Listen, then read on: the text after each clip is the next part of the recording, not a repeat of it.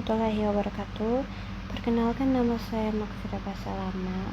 Di sini saya akan menjelaskan penerapan obat dalam sel dan molekul terhadap evolusi terapi presisi.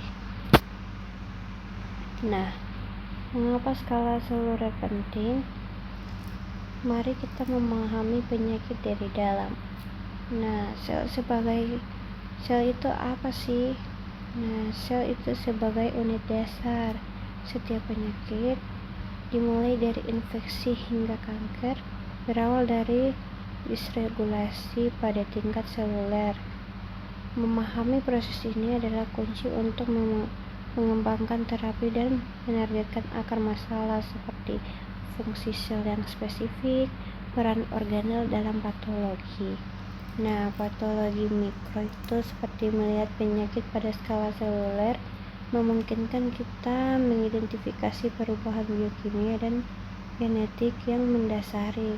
Ini memberikan wawasan mendalam tentang mekanisme penyakit dan intervensi potensial. Itu berupa perubahan genetik dan epigenetik dan disrupsi jalur sinyal.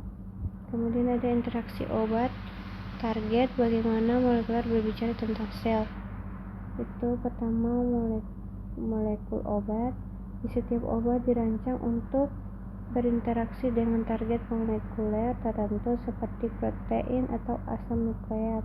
Kemudian ada pengenalan reseptor, yaitu obat mengenali dan berkaitan dengan reseptor spesifik pada permukaan atau di dalam sel. Kemudian ada transduksi sinyal, yaitu berupa ikatan ini muncul serangkaian dengan peristiwa biokimia yang mengubah fungsi sel. Yang terakhir, efek terapeutik, itu berupa perubahan fungsi sel menghasilkan efek terapeutik yang diinginkan.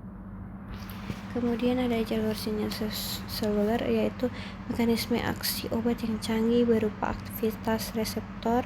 Obat berkaitan dengan reseptor, mengaktifkan atau menghambat fungsinya. Ini adalah langkah pertama dalam kaskade sinyal.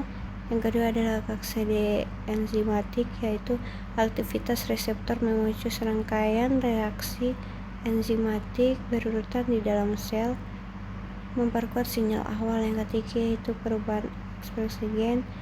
Pada akhirnya, sinyal dapat mencapai inti sel, mengubah ekspresi gen dan sintesis protein yang memodifikasi perilaku sel. Kemudian respons seluler, itu perubahan ini mengarah pada respons seluler dan koordinasi seperti pertumbuhan, diferensiasi atau apoptosis atau kematian sel terprogram.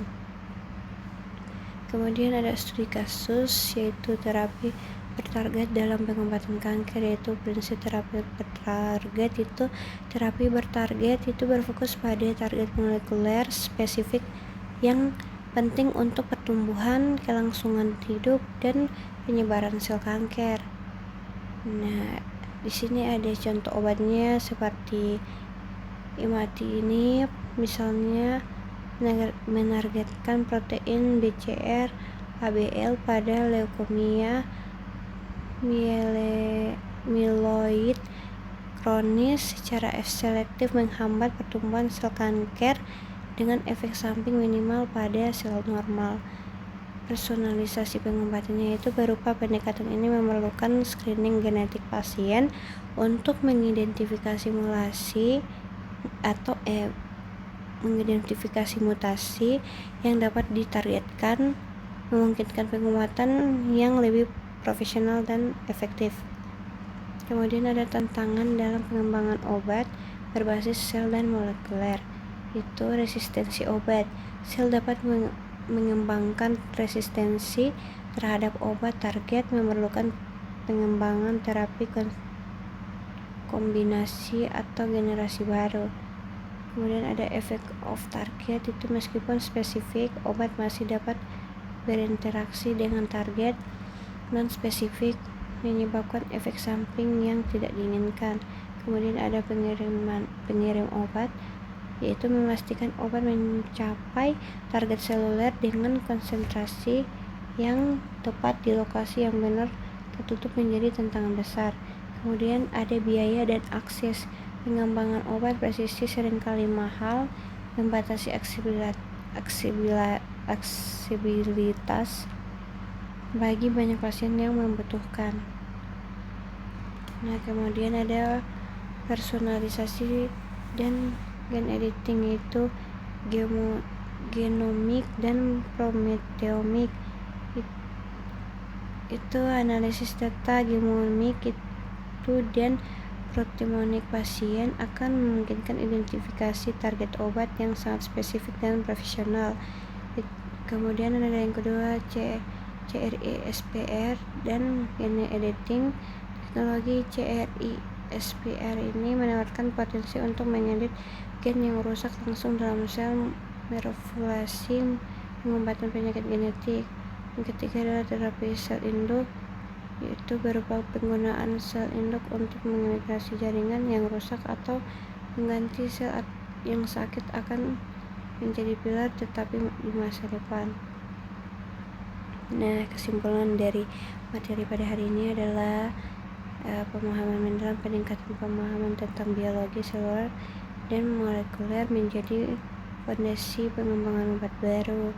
Dampak klinisnya itu transformasi dalam terapi penyakit kronis dan langkah menawarkan harapan baru bagi jutaan pasien. Sekian dari saya, lebih dan kurangnya saya mohon maaf. Wabillahi taufiq wal hidayah. Wassalamualaikum warahmatullahi wabarakatuh.